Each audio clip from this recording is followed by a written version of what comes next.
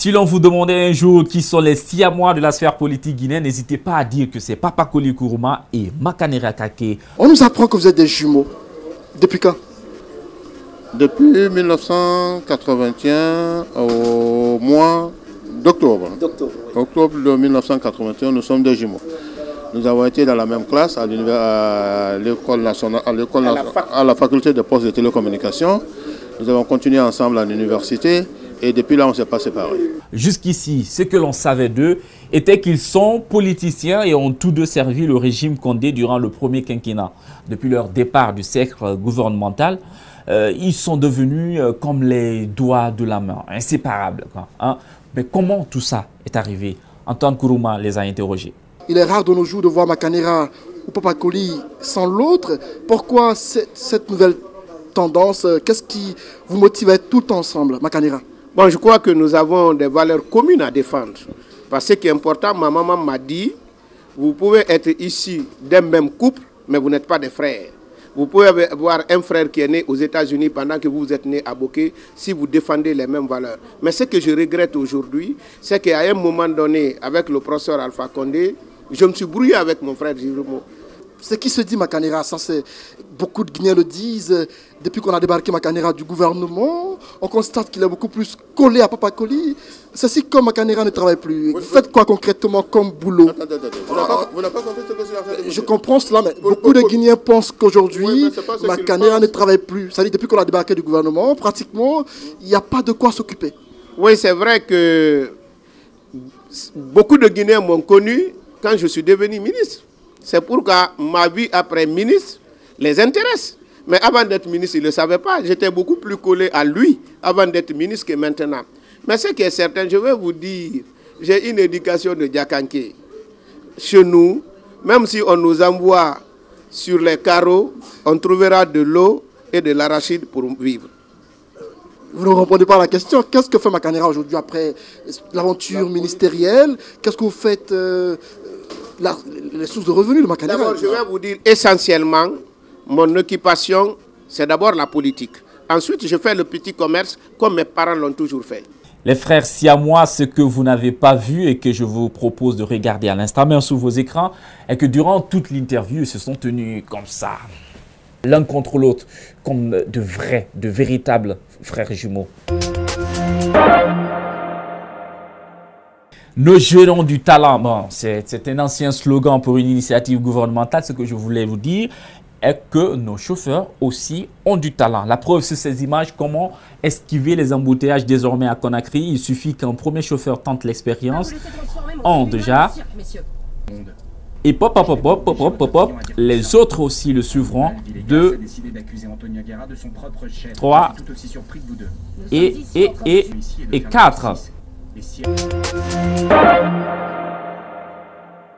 Mardi 21 mars, la journée internationale de la forêt. À l'occasion, nous avons fait une immersion dans la forêt de Demoudoula, dans la commune de Ratoma, une forêt qui disparaît progressivement aux grandes dames du département de l'environnement. Autrefois, cachette pour des bandits, certaines personnes, à l'image des messieurs que vous allez entendre, ont commencé à s'y installer. Un jour, je venu ici au niveau de la rivière là. J'ai trouvé un gendarme ici. J'ai demandé à mon camarade, ici là, tu as besoin de quoi ça ici? Il m'a dit, ah vraiment, je voulais mettre la route ici pour direct en haut là, niveau des choses là, comment dirais-je, au niveau de la rivière là, en haut là. J'ai dit, ah d'accord. J'ai dit, bon, je voulais bien préparer pour au niveau de la rivière là. J'ai dit, ah d'accord, c'est quoi et quoi tu vas construire ici? J'ai dit, je voulais route.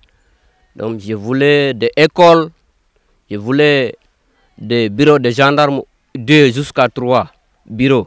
J'ai dit, ah, vraiment, ce que tu as proposé là, c'est bon. Parce qu'au niveau de la rivière là, comme moi, je suis là tous les jours, vraiment, il y a le bandicide, il y a beaucoup de fumeurs de drogue là, ici. Maintenant, il m'a dit, ah, mon frère, là, d'accord, il n'y a pas de problème. Peut-être dans 3 mois, 4 mois comme ça, comme président, il dit, ah, je voulais de mettre des bureaux de gendarmes ici, et bureau de policiers. Je voulais bon travail au niveau de la rivière avec les routes. J'ai dit, ah vraiment, ça c'est une bonne chose. Hein? Regard sur l'Afrique, ça se passe chez nos confrères de Vox Africa quand le président camerounais Paul Biya ironise sa dictature. Le pays est par ailleurs stable. C'est rare aujourd'hui de trouver un gouvernement qui dure 30 ans.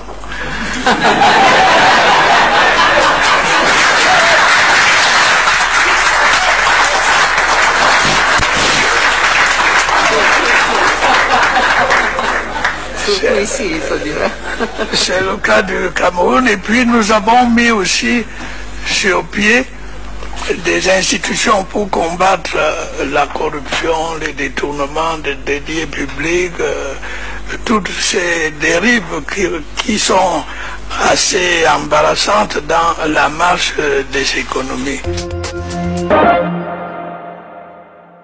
Et enfin, on se quitte avec cette vidéo. Maïdougouri, bastion du groupe islamiste Boko Haram, renouera-t-il avec la sérénité? Omar, le Michael Jackson de la circulation dans cette ville, veut faire croire que la vie et la gaieté y sont encore, malgré la psychose engendrée par des attaques terroristes. Allez, prenez-y goût. On se donne rendez-vous la semaine prochaine pour d'autres infos. And when the groove is dead and gone, yeah, you know that love survives, so we can rock forever.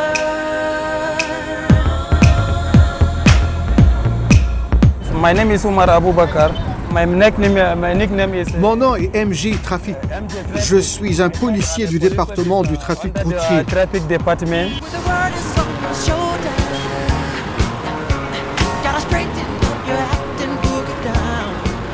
J'aime écouter Michael Jackson. Je l'aime beaucoup. Very well. Ma chanson préférée est Billie Jean ou Dangerous. Omar travaille dans la ville nigériane de Maïdougouri qui a été durement touchée par l'insurrection de Boko Haram. J'apaise le cœur de mon peuple. Je les fais rire et je les rends heureux. Cela leur fait oublier la crise, oublier ce qui se passe.